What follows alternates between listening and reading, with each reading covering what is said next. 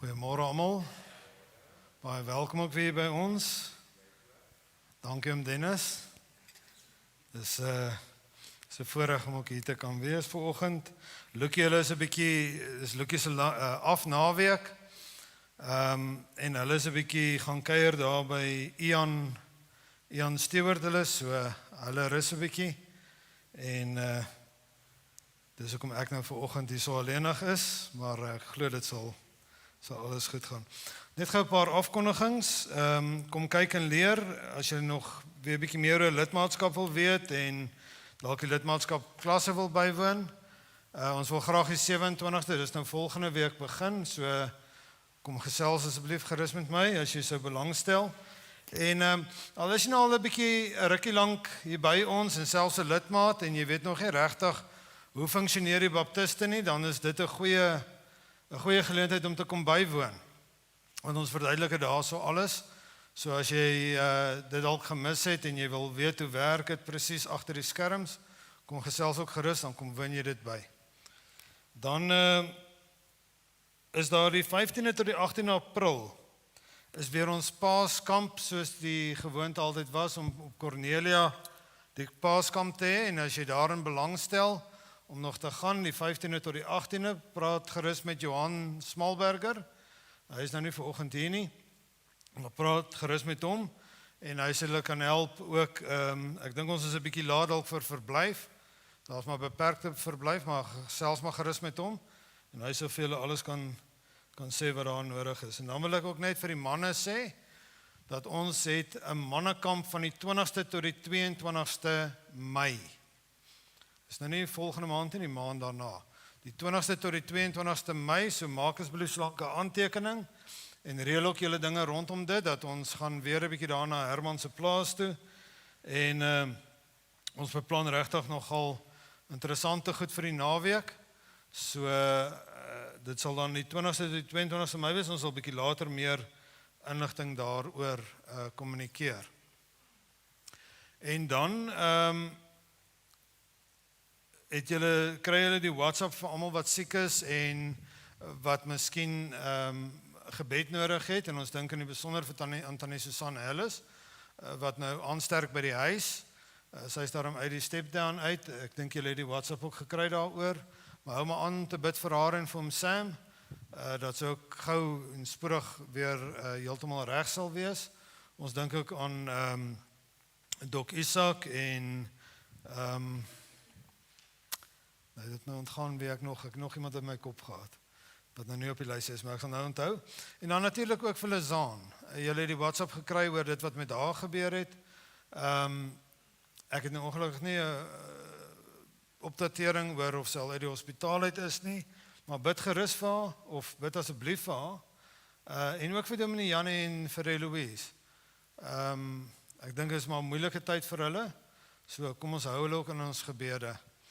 En ek dink dit is die afkondigings vir vandag.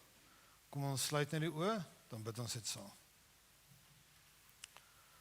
Here Jesus, in hierdie oggend waar ons weer by die kerk bymekaar kom, Here, is die doel om by U te leer, om te hoor wat die boodskap is wat U ook vir ons het. En ons wil kom bid, Here, dat daardie boodskap alreeds sal begin nou wanneer ons verder gaan sing in 'n boodskap en sang en ook in die prediking. En ons wil bid, Here, dat U sal werk, dat U in die harte van mense sal praat. So kom bid, Here, vir almal wat nie wel is nie. Ons dink aan Tannie Susan, ons dink aan Lizaan, ons dink aan Dok Isak, ons dink aan Tannie Rita. Daar's nog meer. Here, ons wil vra dat U hulle almal sal kom aanraak, dat U vir hulle sal gesond maak. En hierdie oggend wil ons ook in besonder vir Dominee Jannie en Eloise kom bid, Here, dat U ook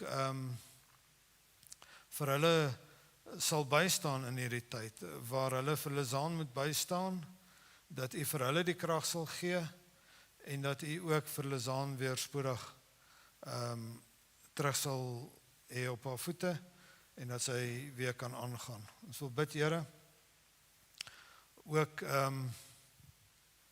vir die dinge wat tans besig is om te gebeur in die wêreld nog steeds, waar die Oekraïne miskien al 'n bietjie meer uit die nuus uit is, maar ons weet ook dat dit nog aangaan.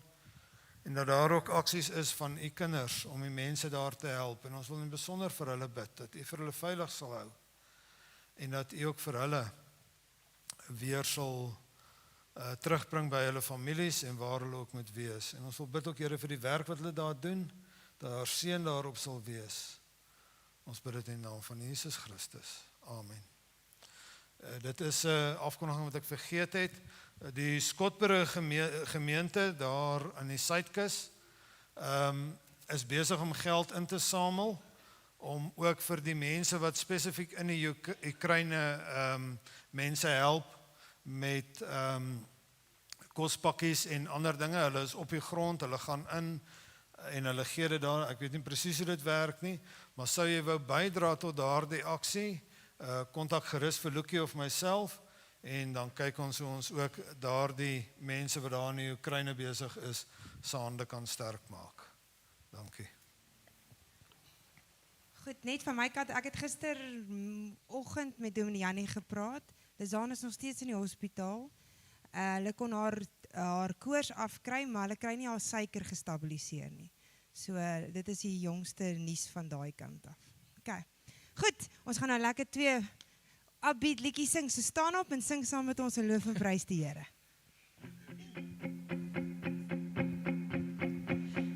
My life is in you, Lord, my strength is in you, Lord, my hope is in you, Lord, in you, it's in you. My life is in you, Lord, my strength is in you, Lord, my hope is in you, Lord, in you, it's in you. I'll praise you with all of my life. I'll praise you with all of my strength, with all of my life, with all of my strength. All of my hope is in you. My life is in you, Lord. My strength is in you, Lord. My hope is in you, Lord. In you, it's in you. I'll praise you with all of my life.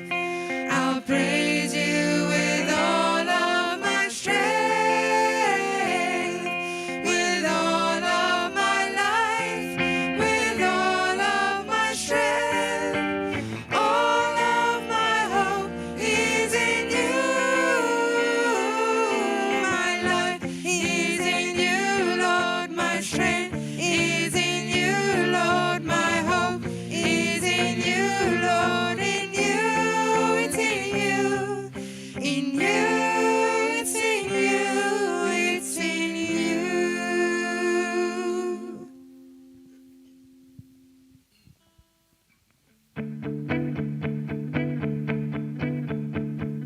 Blessed be the name of the Lord. Blessed be the name of the Lord. Blessed be the name of the Lord. Most High, Most High. Blessed be the name of the Lord. Blessed be the name of the Lord. Blessed be the name of the Lord. Most High. As jy die bewegings ken, wys op. Name of the Lord is a strong tower. The righteous run into it, and they are saved. The name of the Lord is a strong tower. The righteous run into it, and they are saved. Holy is the name of the Lord. Holy is the name of the Lord. Holy is the name of the Lord. Most High. Holy is the name of the Lord. Holy is the name of the Lord. Holy is the name of the Lord. Most High.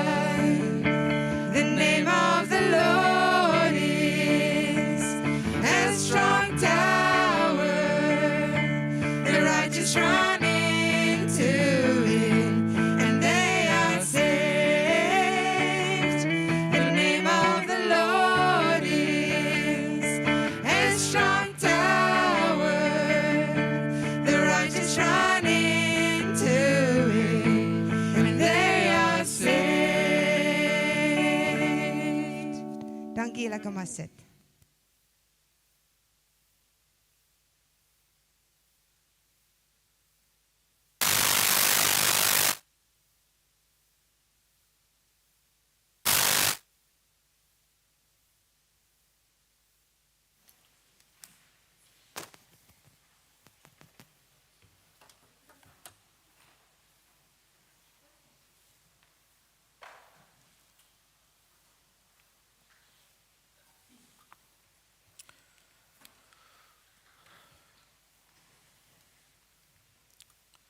Kom ons sluit net weer die oë. Here Jesus, as ons nou in die woord gaan lees, dan wil ons vra Here dat U ook vir ons sal onderrig dit wat U wil hê ons moet hoor vandag.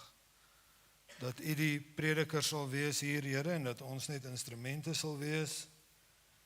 En Here Jesus, wanneer ons hier dinge leer,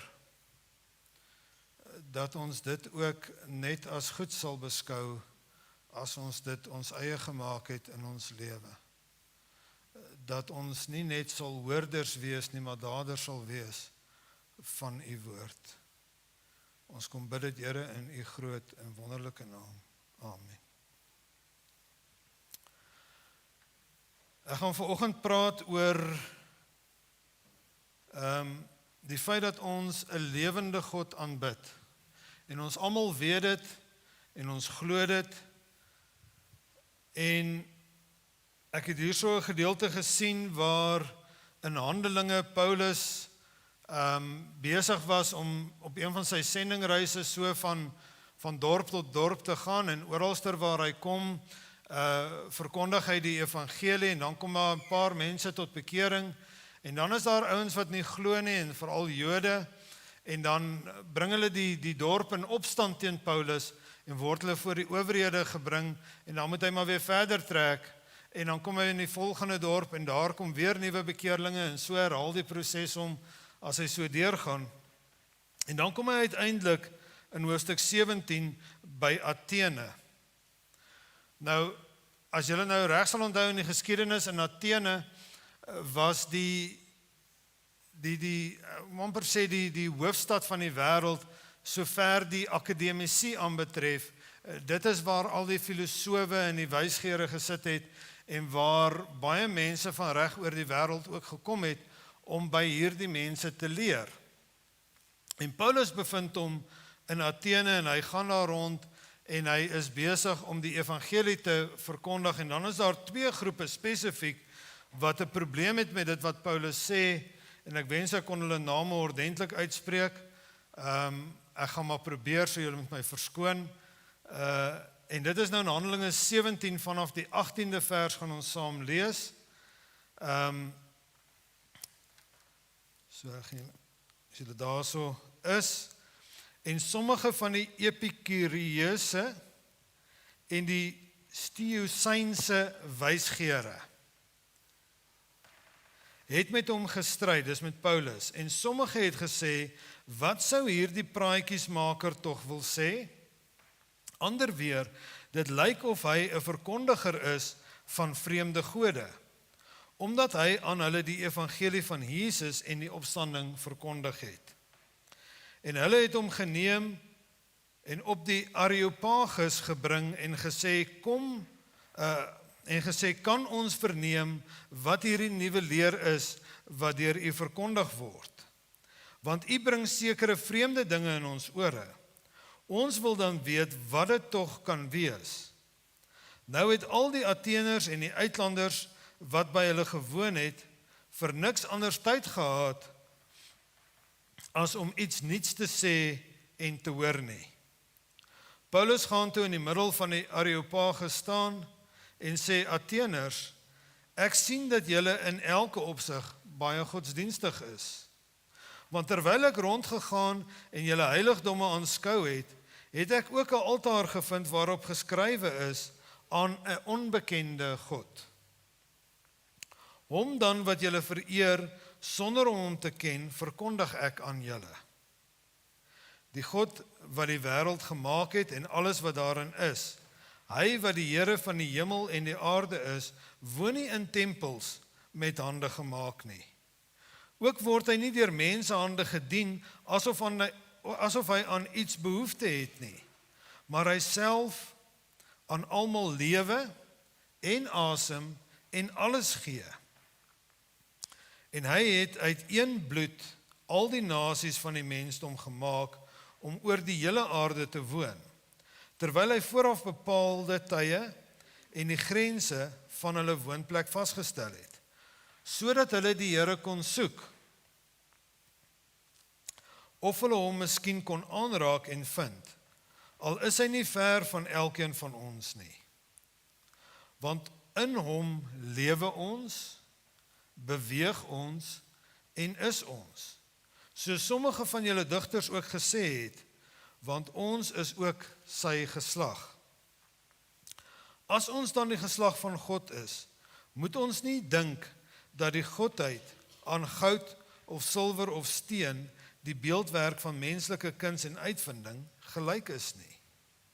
God het aan die tye van onkunde oorgesien en verkondig nou aan al die mense oral dat hulle moet bekeer, omdat hy die dag bepaal het waarop hy die wêreld in geregtigheid sal oordeel deur 'n man wat hy aangestel het, en hy het hiervan aan almal sekerheid gegee deur hom uit die dode op te wek. Net eers tot sover. So ons sien hierso dat daar is hierdie twee groepe wat vir Paulus beskuldig, eintlik beledig in 'n sekere sin, want hulle sê vir hom dat hy 'n praatjiesmaker is. Nou die Afrikaans sê nie vir ons mooi wat hulle presies daar gesê het nie. Die Engels is vertaal met die woord babbler. Nou vir die van julle wat voëls kyk sal die woord herken, dit is 'n voeltjie, want die woord beteken letterlik om saad bymekaar te maak. En die babbler voeltjie is presies maar wat hy doen. Hy sit die hele dag in saadjies soek en oppik.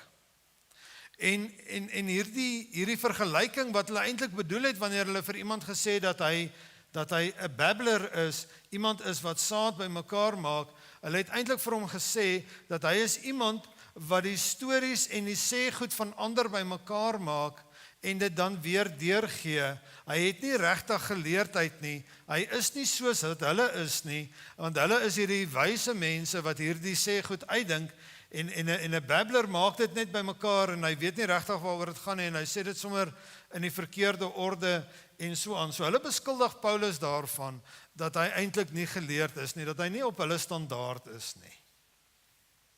En dan volgens die kommentare was daar ook 'n wet gewees wat hulle afgekondig het dat daar mag geen nuwe gode bykom wat nou verkondig mag word nie. Ek dink hulle het gesien die ding is besig om hand uit te ruk want daar was baie altare en beelde en goede en hulle het 'n wet gemaak daar mag geen nuwe beelde bykom nie. En hier kom Paulus nou en hy verkondig Jesus en die opstanding uit die dode uit. En hulle sê eintlik vir hom dat hy is besig om vreemde goed te verkondig. En Paulus word nou geplaas in die Areopagus en al hierdie mense wat van oral oor die wêreld daar is, die uitlanders waarvan hulle praat, het nou nie eintlik baie tyd nie, want hulle sit eintlik maar net heeldag in filosofeer. So as hulle nou 'n nuwe ietsie kan hoor waaroor hulle kan filosofeer en nuwe teorieë en goed op bymekaar maak, dan is hulle gretig om dit te leer. So Paulus word aangekla dat hy 'n nuwe leer verkondig. En hy sit hier tussen al hierdie filosowe en hy begin deur vir hulle te sê dadelik aan te spreek oor die godsdiens, want dis tog waaroor hulle daar is. En hy sê vir hulle dat ek kan sien dat julle baie godsdienstig is. En dan die volgende ding wat hy doen, daai wat hy sê van ek sien dat julle het 'n altaar vir die onbekende God. Is ek glo die wysheid van die Heilige Gees in Paulus, want nie net het hy hier 'n oop deur om nou met hulle die evangelie te deel nie, maar ook die aanklag dan teen hom, omdat hy nou 'n nuwe godsdiens verkondig word nou eintlik verwyder. Want hy sê julle het nog altyd hierdie persoon wat julle nie ken nie vereer. Ek verduidelik nou maar net vir julle wie is hierdie persoon eintlik. en hy gebruik hierdie geleentheid.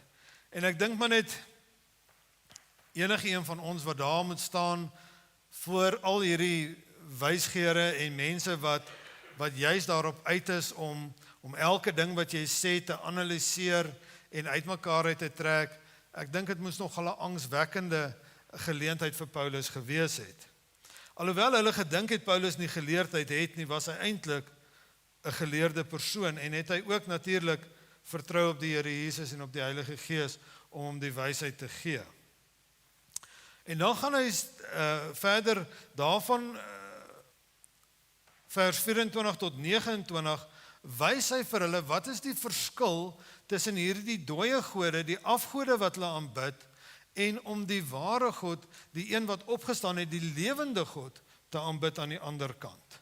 En ek gaan net nou gou 'n bietjie daarby stil staan, en dan op die einde, vers 30 en 31, gee Paulus vir hulle die oplossing, naamlik dat God die tye van onkunde oorgesien het, en dat hulle hul moet bekeer. So as ons nou gaan kyk, wat is die verskil tussen om 'n afgod te dien en om die ware lewende God te dien wat ons ken. En as ons gaan kyk na vers 24, dan is daar 'n klomp dinge wat Paulus vir hulle duidelik maak. En net voordat ek dit doen, hierdie twee groepe wat hom nou beskuldig het, wil ek ook net gou iets van vertel. Die een groep is basies wat ons nou vandag sal sê is ateïste. Hulle glo daar's glad nie 'n God nie. Daar's nie lewe na die dood nie. Hierdie is sommer net tydmors ensovoorts. Die ander groep glo wel dat daar 'n God is of gode is, maar hulle glo spesifiek dat die mens se lewe word gerig deur die noodlot. So alles wat met jou gebeur is maar net dood eenvoudig, toevallig of die noodlot wat dit so wil, dat die gode wat hulle aanbid, het geen inspraak of uitwerking op 'n mens se lewe nie.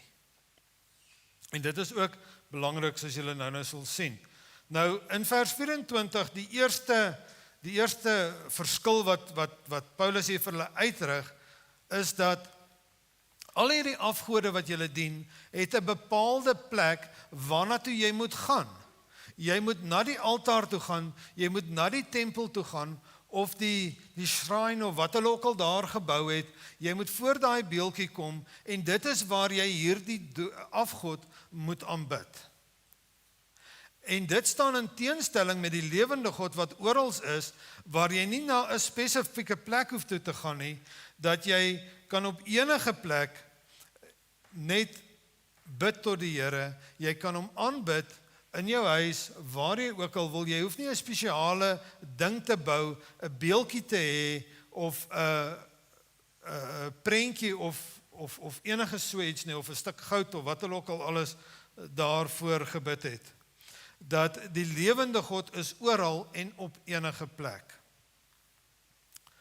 Dan in vers 25 sê hy vir hulle, dat die ware God het nie behoefte dat hy gedien moet word met allerhande goed nie.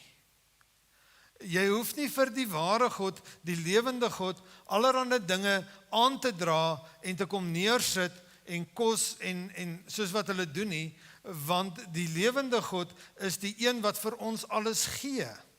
Hy gee vir ons lewe, hy gee vir ons asem om uit te blaas, en alles wat ons doen is deur hom. Terwyl hierdie dooie gode vereis volgens hulle gebruik allerhande dooie goed wat hulle daarvoor moet kom neersit, terwyl die lewende God dit nie vereis nie, hy gee vir ons lewe. Vers 26 en 27 praat hy oor die volke dat die Here in een bloed al die nasies gemaak het en hulle grense vasgestel het, en dat hy ook dit so gedoen het sodat hulle hom moet soek.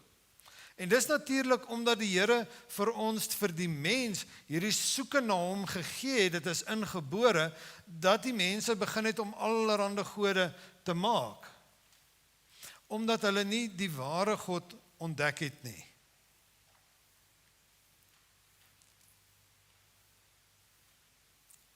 So die ware God, die lewende God, het al die nasies gemaak, terwyl die volke elkeen sy eie God het. En as God al die nasies gemaak het, uit een bloed uit, dan maak dit tog sin dat al die nasies hom eintlik behoort te aanbid, dieselfde God. En dat ons nou in daai tyd is waar Paulus is, waar dit juis na al die nasies toe geneem word en waar dit daar verkondig word. In vers 28 spreek Paulus hierdie ding aan wat een van daai groepe geglo het, dat die mens deur noodlot, sy lewe deur noodlot gerig word.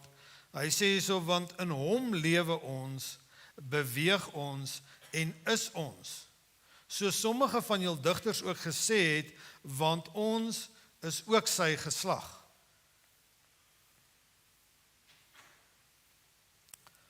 As ons dan die geslag van God is, moet ons nie dink dat die godheid aan goud of silwer, dis nou die volgende, kom ons hou net eers daar, ek is nog 28 van net getal. So hierdie ouens wat gesê dat noodlot is die ding wat ons dryf, word nou ook aangespreek in vers 28, deurdat Paulus vir hom sê, alles wat ons doen, ons lewe, waar ons beweeg, alles is deur die Here, dit is nie deur noodlot nie. En wat Paulus hier doen is, hy sê vir hulle, dat julle wat glo, dat dit deur noodlot is, skeer hy onder dieselfde kam, as hulle wat afgode dien, dit is nie so nie. Daar is 'n lewende God, wat ons lewe bestuur, en waarin ons is in hom. En dan kom ons laastens by vers 29, waar hy sê dat goud en silwer en al hierdie dinge wat julle afgode van maak, alhoewel dit kosbaar miskien is, kan dit nie vergelyk word met die lewende God nie, want dit bly dood. Daar is nie lewe in dit nie, maar die lewende God, as ons hom aanbid, ons is uit sy geslag en daarom moet ons hom aanbid, en dat hierdie beeldwerk, hierdie dooie goed, is maar net die kunswerk van mense, dit is die uitvinding van mense, en dit kan nie vergelyk word met die lewende God nie. En dan kom hy in vers 30 en 31, en hy gee vir hulle die oplossing, dat alhoewel julle nou opreg is in julle godsdiens, julle het al hierdie gode en afgode gemaak, want julle het 'n soeke gehad na God, julle het selfs daar vir die onbekende God, omdat julle geweet het, daar kort nog iets, daar kort nog iemand, hierdie kan nie alles wees nie, het julle hom ook vereer, is dit nie wat julle moes doen nie. En daarom omdat julle opreg was, en omdat julle hierdie ding gedoen het God die tye van onkunde oorgesien. Hy sê, julle het nie van beter geweet nie, maar nou dat julle van beter weet, moet julle heel bekeer. So hy gee hulle baie duidelik die oplossing daar, hy sê, dat julle moet julle bekeer van hierdie bekeerde weer, julle moet julle keer tot God, weg van die gode af, na die lewende God, want daar kom 'n dag, wat deur God bepaal word, wanneer ons geoordeel gaan word. So Paulus gebruik sy geleentheid om dit baie duidelik te maak dat daar 'n definitiewe verskil is tussen die aanbidding van die lewende God en die aanbidding van hierdie afgode.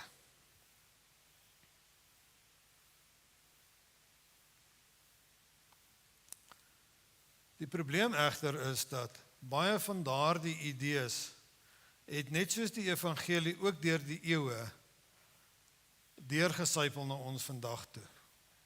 Ons hoor vandag ook baie mense wat sal sê dis maar die noodlot. En ek glo nie dit is mense wat regtig 'n verhouding met die Here het en wat waarlik glo dat die Here is in beheer van alles en dat die Here rig ons lewe nie, maar dit is wel mense wat onder die naam van Christen deurgaan. Op ons markpleine, in ons werksplekke, het dit ook is daar baie wat hierdie Christelike beeld voorhou, maar daar is geen ware lewe van die lewende God sigbaar nie.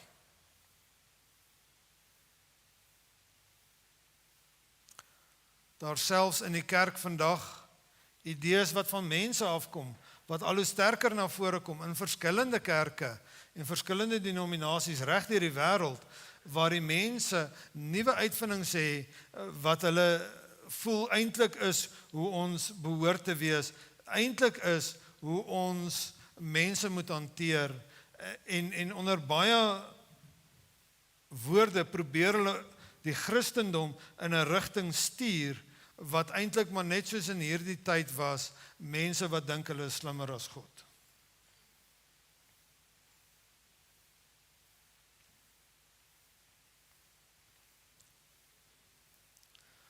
In ons eie lewe kan dit baie maklik gebeur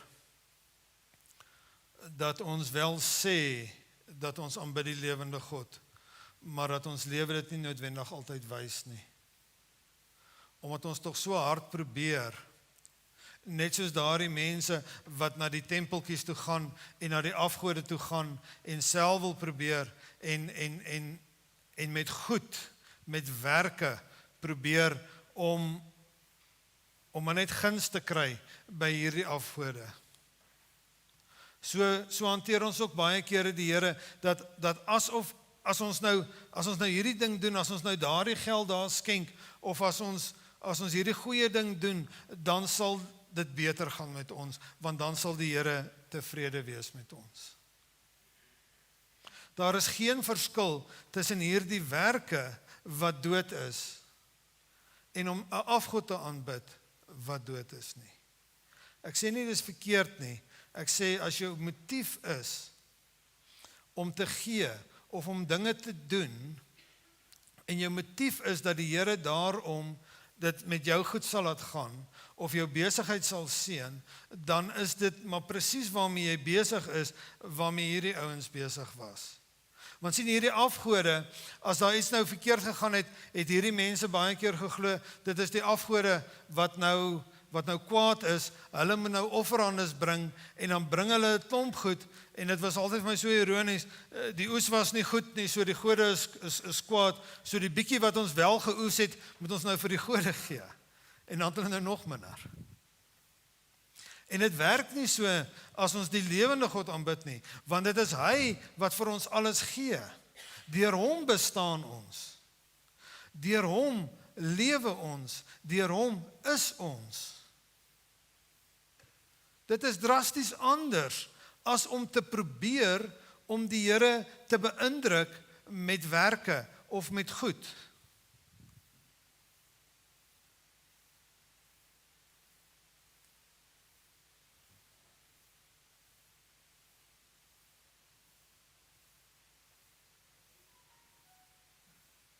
Daardie afgode, alhoewel hulle dood was, word klere omgehang en mooi versier. En baie kere sal van die mense ook probeer en hulle dra goedertjies van dit en hulle is so besig. Hulle spandeer soveel tyd daar en is dood.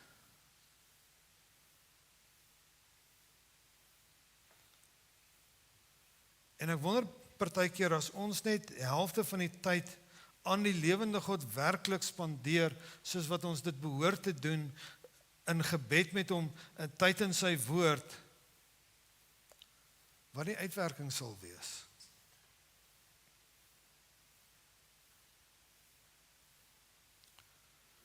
So as hierdie afgode, en as om so met dit om te gaan, dat wanneer ons probeer werk, dit is nie, dan is dit afgodediens eintlik, dit is soos die offerandes. En Christus het klaar vir ons aan die kruis gesterf, so wat verlang God dan van ons? As dit dan nie hierdie werke is nie. Wat is dit wat die Here soek? Wat moet ons doen van ons kant af? Ons kyk 'n bietjie wat sê Psalm 51 vers 18 en 19. Nou Psalm 51, as julle sal onthou, is nou waar Dawid klaar gesondig het teen die Here, toe hy vir Batseba gesien het en die Here die profeet klaar by hom was en vir hom gesê het, en nou is hy besig om sy sonde te bely. En ek hou verskriklik baie van Psalm 51, verbloot die rede dat Dawid kom onvoorwaardelik na die Here toe. Hy sê, Here, die fout is myne. Dit is ek. En ek wil net gou seker maak, Psalms is in watter deel van die Bybel? Die Ou Testament, nee. En het hulle in die Ou Testament geoffer nog? Ja. Maar kyk wat sê Dawid hierso in Psalm 51 vers 18.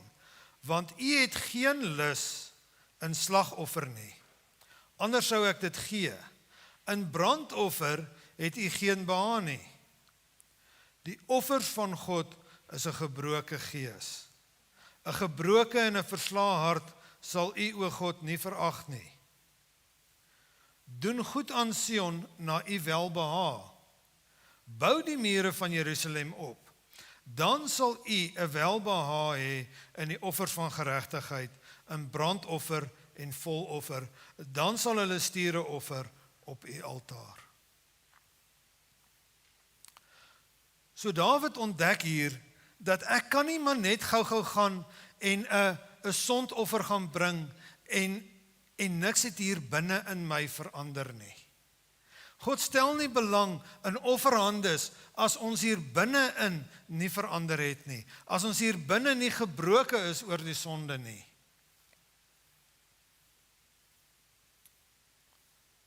Hy verwys na Jerusalem. Bou die mure van Jerusalem op. Wanneer is Jerusalem se mure gebreek gewees? Wanneer 'n ander volk gekom het, omdat die volk van God teen hom gesondig het, gedoen het wat nie reg was in die oë van die Here nie, en dan het hy 'n volk opgewek, en dan het hulle gekom, en is die mure afgebreek, is die volk weggevoer in ballingskap, en het daardie mure stikkend gelê, terwyl die paartjies daar oorbly. En dan het hulle in sulke tye gewoonlik ook nie geoffer nie. En wat Dawid hier sê is, ons kan nie offerhandes bring as die mure van Jerusalem stikkend lê nie. Met ander woorde, wanneer die volk nie in die regte verhouding met God is nie, hulle is in ballingskap weggevoer, hulle moet eers hulle tot God bekeer, hulle moet eers regmaak, hulle hart moet eers gebroken raak oor hulle toestand, hulle moet met 'n verslae gees na die Here toe kom en sê ons kan nie meer nie, ons staan skuldig, ons het verkeerd gedoen, ons gaan regmaak met God.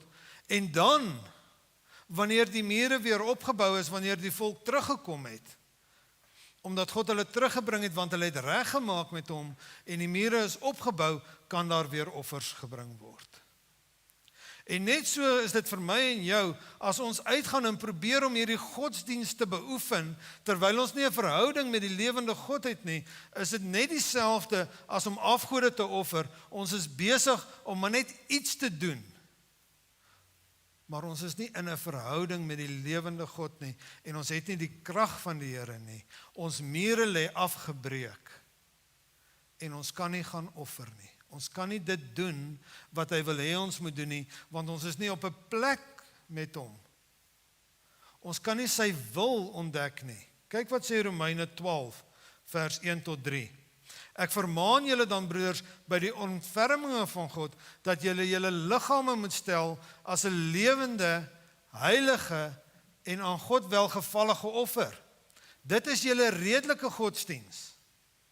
En word nie aan hierdie wêreld gelykvormig nie, maar word verander deur die vernuwing van julle gemoed, sodat julle kan beproef wat die goeie en welgevallige en volmaakte wil van God is. Want deur die genade wat aan my gegee is, sê ek vir elkeen wat onder julle is, dat hy nie van homself meer moet dink as wat 'n mens behoort te dink nie, maar dat hy daaraan moet dink om besadig te wees na die maat van geloof, soos God dit aan elkeen toebedeel het.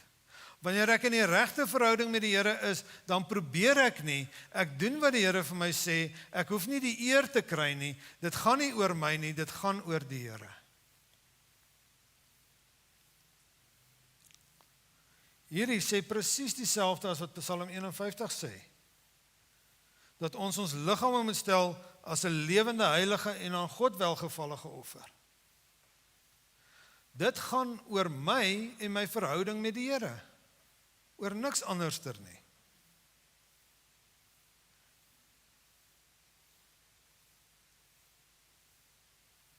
En word nie aan hierdie wêreld gelykvormig nie, maar word verander deur die vernuwing van julle gemoed.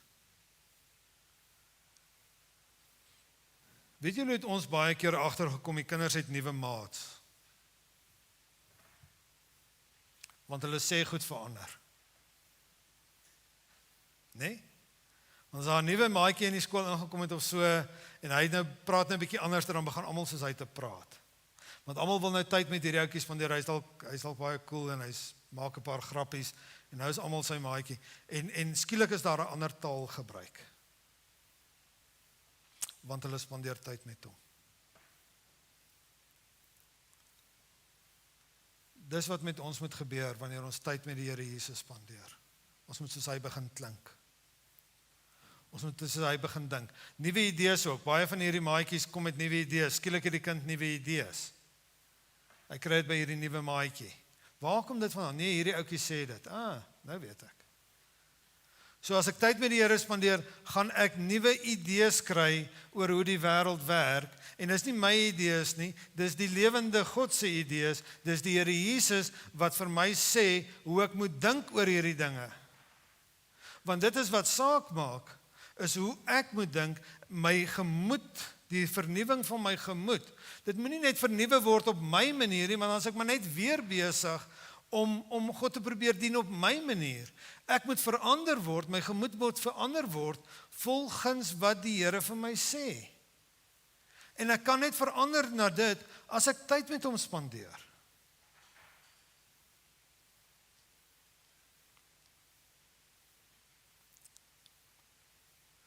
As ons lewe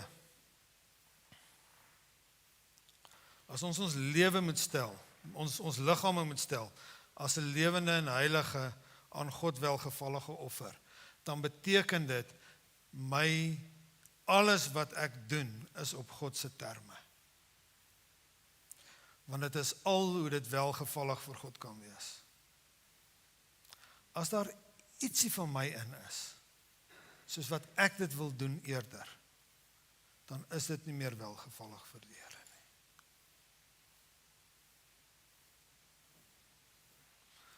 As ons wil hê ons denke, ons manier hoe ons dink, hoe ons die wêreld sien, hoe ons perspektief op die wêreld moet verander, dat dit meer moet lyk soos wat die Here die wêreld sien, dan is daar net een manier hoe ons dit kan doen, en dit is ons moet tyd met hom spandeer. Tyd in sy woord, tyd in gebed, sodat ons kan hoor, en wanneer ons hoor, kan ons dit uitvoer. En eers wanneer ek gehoor het, kan ek uitvoer. En wanneer ek gehoor het, dan beteken dit die mure is opgebou.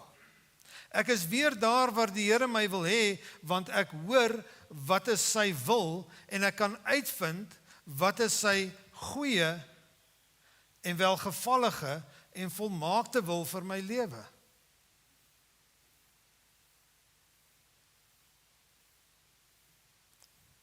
En as ek gehoorsaam is aan dit wat hy vir my sê, dan kan ek terugkom en dan gaan hy vir my iets nuuts gee. Dan kan ek offer, want dit is nie my offerhande nie. Dis nie 'n slagoffer wat ek bring nie, dit is 'n opdrag wat die lewende God vir my gegee het, en as die lewende God sê, dat jy moet gaan help, sê maar met die koppies daar agter, dan is jy volgende Sondag hier, en jy hoor wie is daarbey betrokke, want die Here het gesê ek moet daar wees, en dan is ek daar, om te help.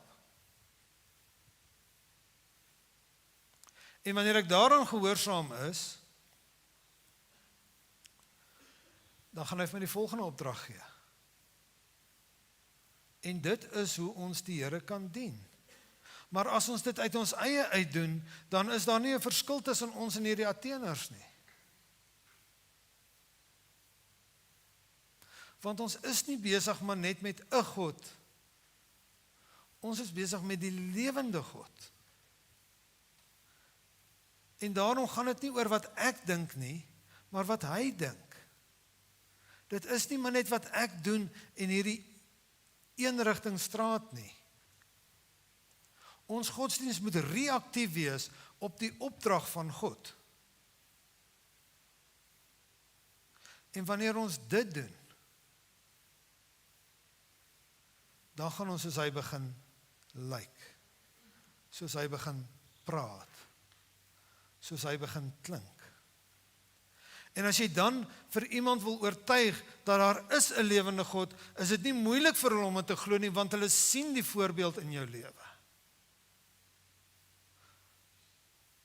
Maar dit raak moeilik vir hulle om dit te glo as hulle dit nie by jou kan sien nie. En daarom is dit belangrik dat ons ons liggame stel as lewende, heilige en aan God welgevallige offer. So hoe weet ek wanneer is ek in die regte verhouding met die Here? As ek vooroggend by die Here stil word of môreoggend en die Here sê vir my een ding wat ek moet bely en ek het dit bely, dan glo ek is ek in die regte, want hy het vir my net een ding gegee. As hy vir my 'n lys gee en ek het daai lys bely en hy gee nie vir my ander dinge wat ek moet bely nie, dan glo ek is reg. En as ek goed het om reg te maak, dan gemaak ek dit reg.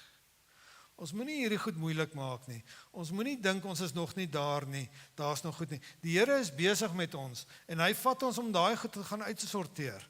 Maar solank as ons nog nie daar is nie, moet ons gehoorsaam wees aan die opdragte, maar ons gaan net sy opdragte hoor as ons dit wat hy vir ons gee om te doen uitvoer, soos om te gaan regmaak, soos om die dinge wat verkeerd is te bely. En om in 'n lewende verhouding met die Here Jesus te staan, wat alles gemaak het en hy wil ons heilig, hy wil ons weer meer soos hy laat lyk, beteken dat as ek daar ingaan soos Dawid in Psalm 51 en sê, skep vir my 'n rein hart, o Heer, en opnuut in my binneste 'n vaste gees, dan beteken dit, ek is gebroken voor hom oor hierdie sonde, ek verstaan nie hoekom is ek so afgunstig op daardie ou nie, en dan gee die Here vir my 'n nuwe perspektief, en daai ding maak nie meer vir my saak nie, en dan kan ek aangaan, want ek is nie, daar is oorwinning. Want hy gee vir my 'n nuwe perspektief. Dis nie ek wat probeer nie, dis die Here wat in my werk. Ons maak dit vir onsself moeilik.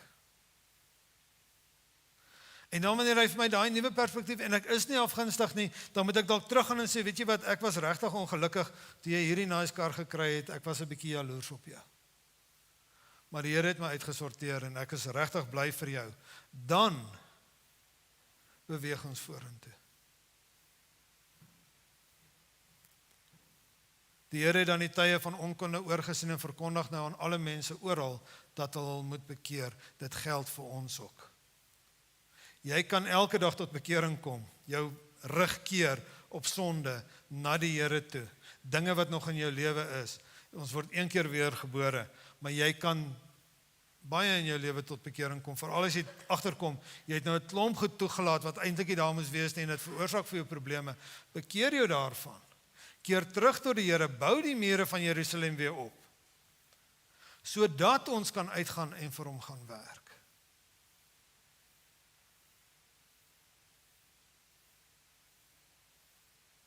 Dis die antwoord. Dis die antwoord. Dan praat daai laaste vers van die oordeel, ons gaan eendag. Ek wil nie maar net op die redelike godsdiens bly nie. Toe hy gepraat het van dit is julle redelike godsdiens.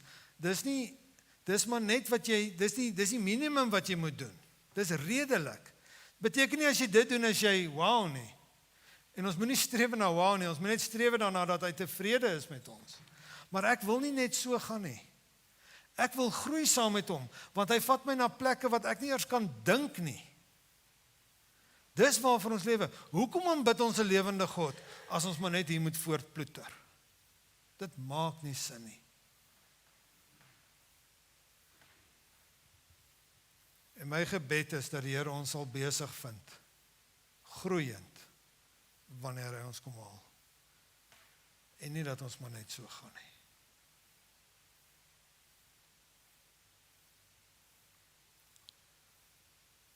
As jy geestelik wil groei, kom meld aan. Meld aan, môreoggend, môre middag, môre aand, maak nie saak wanneer.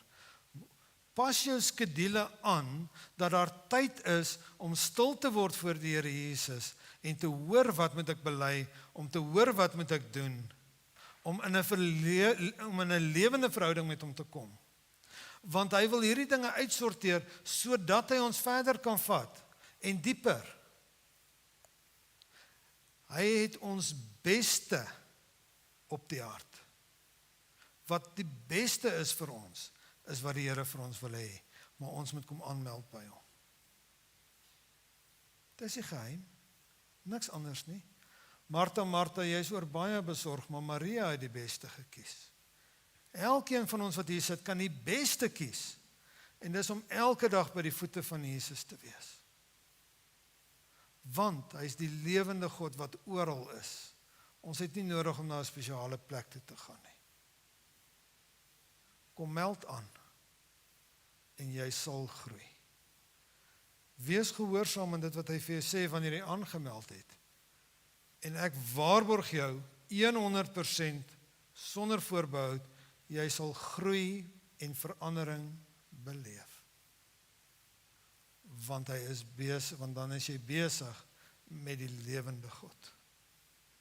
En dis wat ons nodig het. Dis wat ons nodig het. Die wêreld moet sien dat daar is lewe. Daar's te veel kerke wat net so dood lyk soos die wêreld. Mag die Here vir ons genade gee dat die wêreld lewe in ons sal sien. Amen.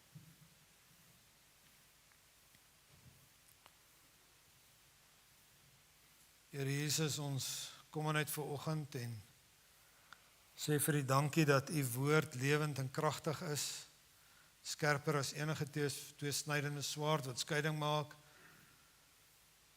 tussen siel en gees, Here, en dat U presies daar wil sny waar dit saak maak, dat U deur U gees 'n invloed op ons lewe wil hê om ons meer te maak soos wat U is.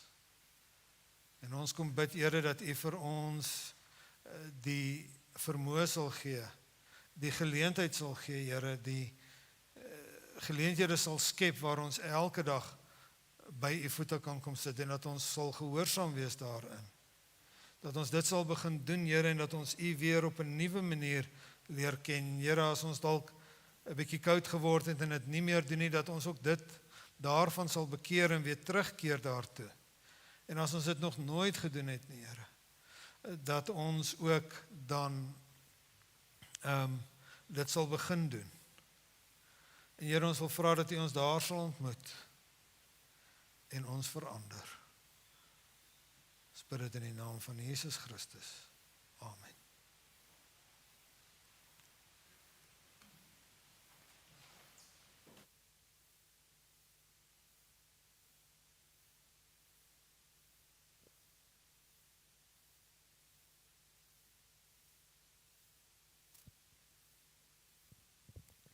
Kom ons staan en sluit ons laaste liedjie af.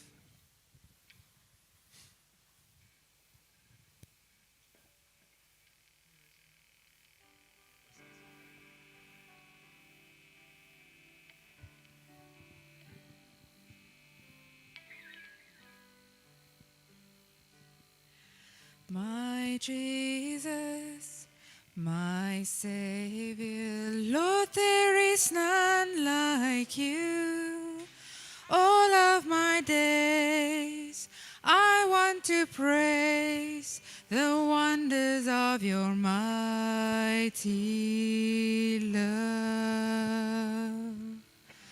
My comfort, my shelter, tower of refuge and strength, let every breath, all that I am, never cease to worship you.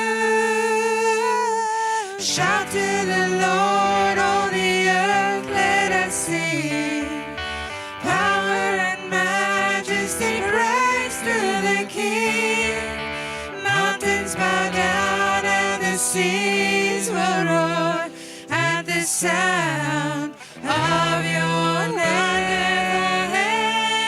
I sing for joy at the works of your hands. Forever I love you, forever I'll stand.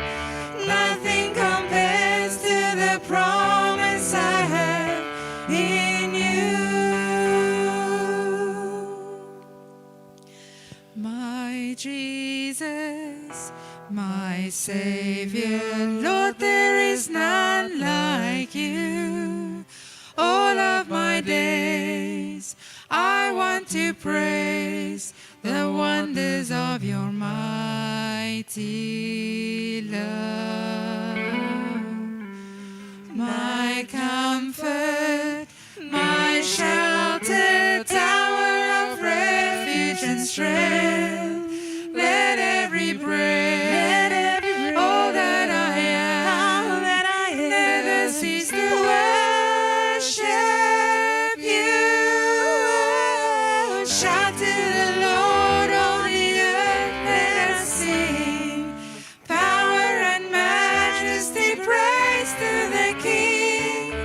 Mountains bow down and the seas will roar at the sound of your name. I sing for joy at the works of your hands. Forever I love you, forever I'll stand. Nothing compares to the promise I have in you.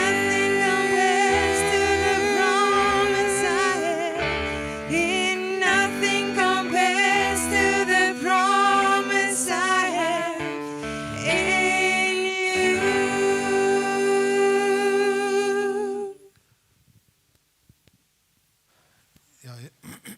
Ja, Here Jesus, wanneer ons nou vandag en ons hierdie week ook ingaan, wil ons bid, Here, dat U vir ons daaraan sal herinner dat die beste plek is by U voete. Dat ons nie besorg sal wees oor baie dinge wat eintlik nie saak maak nie, maar dat ons die beste sal kies, soos Maria, om by U voete te sit. Bring ons ook weer volgende week, Here, hier by mekaar, dat ons weer verder uit U woord kan leer en ook saam met mekaar kan kuier. Ons loof en prys U naam daarvoor. Amen. Net herinner, daar's